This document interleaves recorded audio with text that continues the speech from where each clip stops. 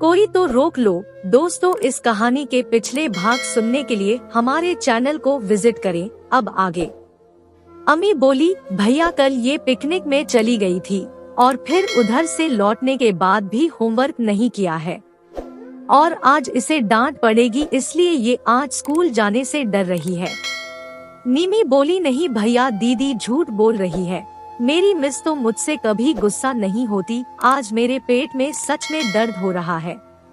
मैं बोला, देख, तुझे स्कूल नहीं जाना तो मत जा, मगर झूठ मत बोल। यदि तू झूठ बोलेगी तो मैं तेरा साथ नहीं देने वाला। अब सच सच बोल कि तुझे स्कूल क्यों नहीं जाना। निमी बोली, दीदी ठीक कह रही है, मैंने होमवर्क नहीं किया है, इसलिए मिस मुझ पर बहुत गुस्सा करेंगी। मैं बोला, यदि तेरी मिस तुझ पर गुस्सा ना करे तो क्या तू स्कूल जाएगी? निमी बोली, नहीं भैया, वो जरूर गुस्सा करेंगी। उन्होंने साफ साफ कहा था कि जो होमवर्क करके नहीं लाएगा उसे कड़ी सजा दी जाएगी। मैं बोला, तू तैयार हो जा, मैं खुद तेरे साथ चलकर तेरी मिस से बात करूँगा, फिर वो तुझे गुस्सा नहीं करेंगी। मगर निमी नहीं मानी। वो बोली, आप कुछ भी करो पर मैं आज स्कूल नहीं जाऊंगी, मतलब नहीं जाऊंगी। आप अभी जाकर मम्मी से कहो कि मुझे स्कूल ना भेजे, इसके सिवा मैं कुछ नहीं सुनना चाहती। मैं बोला, ठीक है मेरी माँ, तू स्कूल मत जा, मैं मम्मी से बोल दूंगा, पर अब मुझे तो स्कूल के लिए तैयार होने दे। मेरी बात सुनकर निमी खुशी खुशी अपने कमरे में चली गई और मैं फ्रेश होने चला गया। फ्रेश होने के बाद मैं स्कूल के लिए तैयार हुआ, तभी कीर्ति नाश्ता लेकर आ गई। मैं बोला, आज तू क्यों नाश्ता लेकर आई है, क्या चंदा मौसी नहीं है? कीर्ति बोली, अगर तुझे मेरा नाश्ता लाना बुरा लगा तो मैं वापस ले जाती हूँ और चंदा मौसी को भेज देती हूँ। मैं बोला, अरे यार, मैंने यूं ही पूछ लिया, तू तो हर वक्त गुस्सा अपनी नाक पर ही रखे रहती है। ये बोलकर मैं नाश्ता करने लगा और कीर्ति मेरे पास ही बैठ गई। कीर्ति बोली, तूने आज रियाज से मिलने का टाइम दोपहर के 3 बजे के बाद का क्यों दिया है? तू तो स्कूल से 1 बजे ही आ जाता है। मैं बोला, तुझे आज ये मेरी जासूसी का करने शौक क्यों लगा है? कीर्ति बोली, मैं तो ये कल ही पूछना चाहती थी पर तूने मुझे सुला दिया था। अब बता ना, तूने उसे 3 बजे के बाद मिलने को क्यों कहा? क्या उससे पहले तुझे और भी कुछ काम है? मैं बोला, हाँ, मुझे आज मेहुल के पापा से मिलने उनके ऑफिस जाना है, उन्हें मुझसे अकेले में कोई बात करनी है। अब जाहिर है कि जब उन्होंने अकेले में बात करना चाहा है तो वो बात ऐसी होगी जो वो घर बाहर किसी से भी बताना नहीं चाहते हैं, इसलिए तू भी ये किसी को मत बताना। कीर्ति बोली, चल, तूने मुझे इस लायक तो माना कि अपने राज की बात मुझे बता सके। इसके बाद मैं नाश्ता करके नीचे आया और छोटी माँ से निमी को स्कूल ना भेजने को कहकर मैं स्कूल चला गया। स्कूल से आकर मैंने खाना खाया और फिर मेहुल के पापा से मिलने उनके ऑफिस निकल गया। वो मेरा ही इंतजार कर रहे थे। उनके साथ उनके कोई फ्रेंड भी थे। मैं उनके पास जाकर बैठ गया। मैं बोला, नमस्ते अंकल। अंकल बोले, नमस्ते बेटा, ये मेरे खास मित्र शुभेंदु रॉय हैं। मैंने उनसे भी नमस्ते किया और फिर अंकल से बोला, बताइए अंकल, आपने मुझे किस लिए बुलाया है? ऐसी क्या बात थी जो आप घर में नहीं कर सकते थे? मेरी इस बात का जवाब रॉय अंकल ने दिया। वो बोले, देखो बेटे, हमने तुम्हें बहुत ही खास बात करने को बुलाया है। वैसे ये बात हमें मेहुल से करनी थी, पर अभी हम लोग किसी खास नतीजे पर नहीं पहुँचे हैं, इसलिए हमने मेहुल से बात करना ठीक नहीं समझा। लेकिन अब हमें लगता है कि मेहुल को ये बात पता चलना चाहिए। मगर राजेश अंकल ये बात उसे बता नहीं पा रहे हैं और इसीलिए तुम्हें बुलाया है ताकि तुम ये बात मेहुल को बता सको। पर बेटे, ये बात अभी तुम्हारी आंटी को पता नहीं चलनी चाहिए। रॉय अंकल की बात सुनकर मैं अंदर ही अंदर कांप गया। मुझे समझ में ही नहीं आ रहा था कि ऐसी कौन सी बात है जिसने अंकल को इतना परेशान कर दिया है। अंकल के कोई रिश्तेदार तो थे नहीं, शायद इसीलिए मुझे बुलाया था। मैं बड़ी बेचैनी के साथ बोला, अंकल क्या हुआ? मेरा दिल बहुत घबरा रहा है, प्लीज बताइए ना क्या बात है। रॉय अंकल बोले, देखो बेटा, ये बात सुनकर तुम्हें धक्का जरूर लगेगा, पर तुम्हें अपने आप को संभालना है और मेहुल को भी संभालना है। बात ये है कि राजेश को डॉक्टर ने कैंसर बताया है। हमें ये बात बहुत देर से पता चली है। अभी तक हम यही इलाज करवा रहे थे, इसलिए कोई परेशानी नहीं आई थी, पर अब डॉक्टर का कहना है कि इन्हें इलाज के लिए मुंबई ले जाना होगा।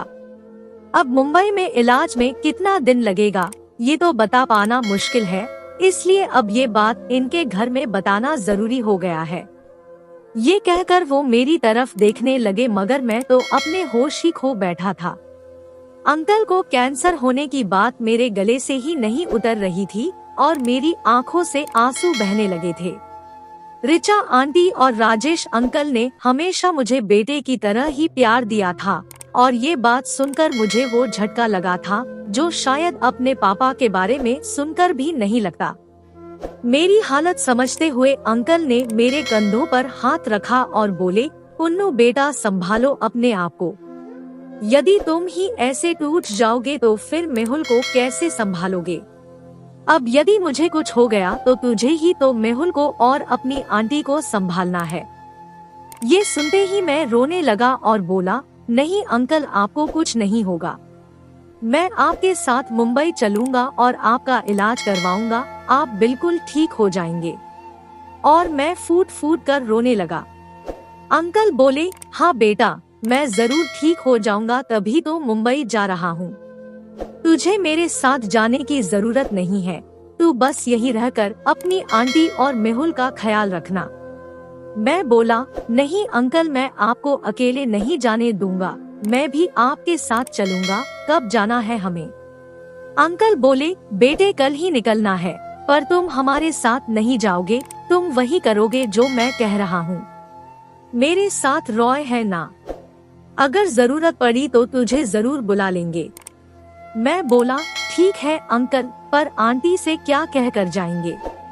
अंकल बोले, रिचा को कुछ नहीं बताना है, इसलिए हम कहेंगे कि मैं रॉय के साथ उसके किसी रिश्तेदार के इलाज के सिलसिले में जा रहा हूँ।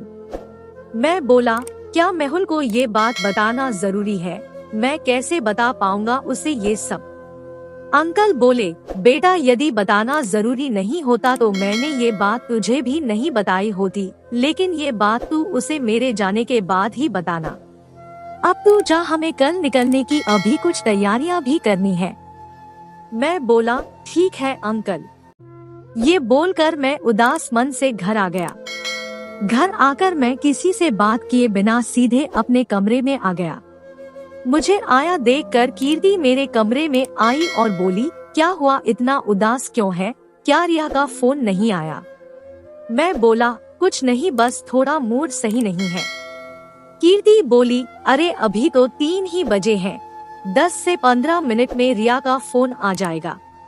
तू बैठकर उसके फोन का इंतजार कर, तब तक मैं तेरे मूड को सही करने के लिए एक गर्मा गर्म चाय बनाकर लाती हूँ। ये बोलकर कीर्ति चली गई और मैं लेटकर अंकल के बारे में सोचने लगा। कुछ देर बाद कीर्ति चाय लेकर आती है। वो देखती है कि मेरा मोबाइल बज रहा है, लेकिन मैं उठा नहीं रहा हूँ। वो मुझे चाय देती है और फिर मोबाइल में देखती है तो रिया का कॉल आ रहा होता है। ये देख कीर्ति बोलती है, अरे रिया का कॉल आ रहा है और तू कॉल ही नहीं उठा रहा, सब ठीक तो है? पर मैं उसकी बात को अनसुना कर चुपचाप चाय पीने लगता हूँ। रिया का कॉल लगातार आता रहता है, तब कीर्ति उसका कॉल उठाती है। कीर्ति बोली, हेलो। रिया बोली, हेलो, कौन कीर्ति? कीर्ति बोली, हाँ रिया, मैं कीर्ति ही बोल रही हूँ। रिया बोली, क्या पुनीत अपना मोबाइल घर में ही भूल गया है? कीर्ति बोली, नहीं रिया, वो घर में ही है, मगर उसकी तबीयत कुछ सही नहीं है, इसलिए वो सो रहा है। उसका मोबाइल साइलेंट में है। मैं उसकी तबीयत देखने आई थी, तभी देखा कि तेरा कॉल आ रहा है तो मैंने उठा लिया। रिया बोली, क्यों, क्या हो गया पुनीत को? ये अचानक उसकी तबीयत खराब कैसे हो गई? कीर्ति बोली, कुछ नहीं, शायद वायरल फीवर है। दवा दे दी है, शाम तक उसे आराम लग जाएगा। रिया बोली, ओके कीर्ति, जब पुनीत जागे तो उसे बता देना कि मेरा फोन आया था, मैं रखती हूँ, बाय। कीर्ति बोली, ठीक है रिया, मैं उसे बता दूंगी, बाय। ये बोलकर कीर्ति कॉल रख देती है। तब तक मैं चाय पी चुका होता हूँ। कीर्ति मेरे माथे पर हाथ लगाकर बुखार देखती है। फिर कीर्ति बोलती है, बुखार तो तुझे नहीं है, आखिर क्या हुआ है तुझे, अचानक तू इतना उदास क्यों है? मैं बोला, कुछ नहीं, बस मूड कुछ ठीक नहीं है। कीर्ति बोली, तू मेहुल के पापा के पास से आ रहा है ना? क्या बोला उन्होंने?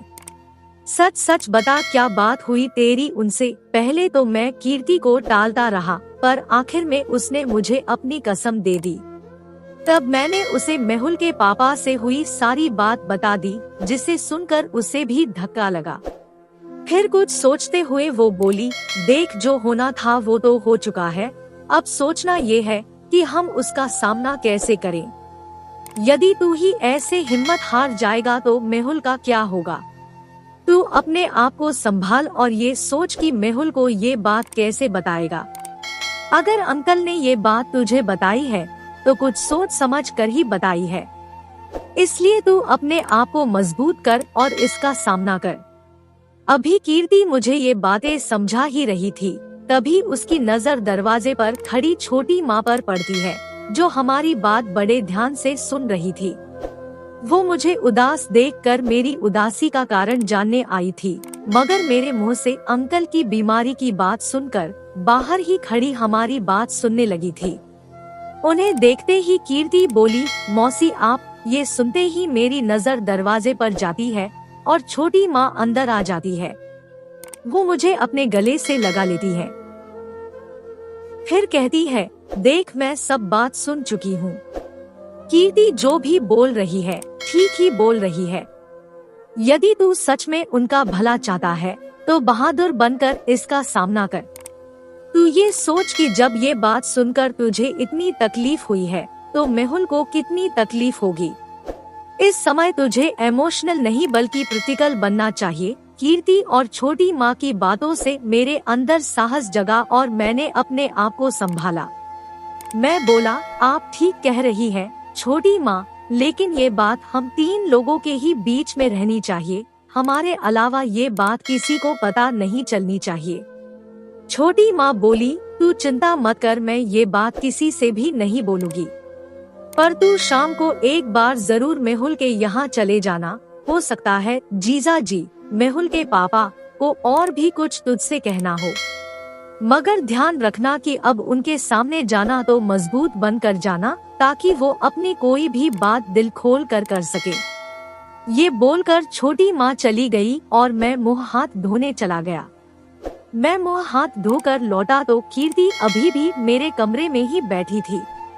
मुझे आता देखकर बोली, तूने रिया से मिलने के बारे में क्या सोचा है? मैं बोला, अब मेरा मूड नहीं है उससे मिलने का। कीर्ति बोली, हर काम मूड से नहीं किया जाता, कुछ काम बिना मूड के भी करना चाहिए। मैं बोला, उससे मिलने का फायदा भी क्या है, वैसे भी तो वो 2 से 3 दिन में यहाँ से चली ही जाएगी। कीर्ति बोली, मैं इसीलिए तो तुझसे बोल रही हूँ कि रिया से मिल ले, क्योंकि वो मुंबई की है और यदि तू उससे दोस्ती बनाए रखता है तो ये दोस्ती बहुत काम आएगी। इसलिए तू कम से कम अभी उसे कॉल करके ये तो बता दे कि तू उससे तबीयत खराब होने की वजह से मिलने नहीं आ सका, और उसे शाम को मेहुल के घर मिलने बुला ले, ताकि उसकी अंकल आंटी से भी जान पहचान हो जाए। कीर्ति की बात सुनकर मैं मन ही मन उसके दिमाग की दाद देने लगा, और फिर मैंने रिया को कॉल करके बता दिया कि मेरी तबीयत खराब होने के कारण मैं आज उससे मिलने नहीं आ सका। मैं शाम को 7 बजे मेहुल के घर आ रहा हूँ, और यदि वो मुझसे मिलना चाहती है तो वहीं मिल ले। इसके बाद मैं तैयार होने लगा। कीर्ति बोली, ये तैयार होकर कहाँ जा रहा है तू?